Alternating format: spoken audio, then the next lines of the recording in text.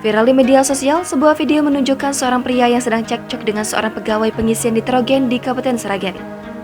Video tersebut pertama kali diunggah di akun Facebook ICWS_info Cegatan Wilayah Sragen pada Rabu 27 April kemarin.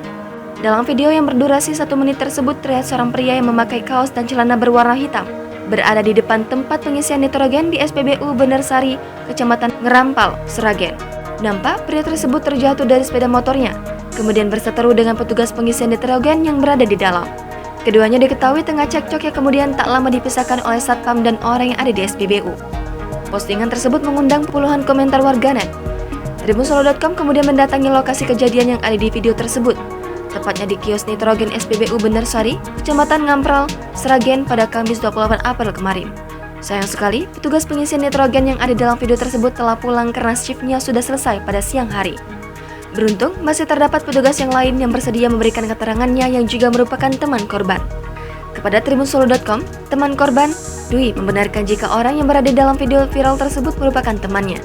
Dwi menceritakan, awalnya korban yang diketahui berinisial FK tersebut tengah melakukan aktivitas membaca Al-Quran. Saat membaca Al-Quran, FK tiba-tiba didatangi pembeli yang hendak membeli oli. Namun, Fikita langsung melayani karena sedang memberi tanda pada ayat Al-Quran yang dibacanya. Kemudian, pria tersebut langsung menghampiri FK ke dalam kios dan kembali membentak FK. Tiba-tiba, FK juga dipukul dengan tangan kosong oleh pria yang diketahui warga Kecamatan Gondang itu.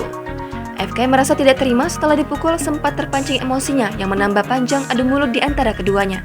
Beruntung, aksi keduanya langsung dilerai oleh satpam yang sedang bertugas. Dilihat dari gelagatnya, pelaku memang tengah berada di bawah pengaruh minuman keras yang ditunjukkan dengan cara berjalan yang sempoyongan. Kemudian, aktivitas yang dilakukannya juga aneh, seperti membeli oli yang kemudian langsung dituang ke sepeda motornya, namun disisakan dan ditinggal begitu saja. Kemudian menurut Dwi, FK bersedia berdamai dengan korban dan tidak membawa kasus itu ke jalur hukum. Jangan lupa subscribe, share, komen, dan like ya!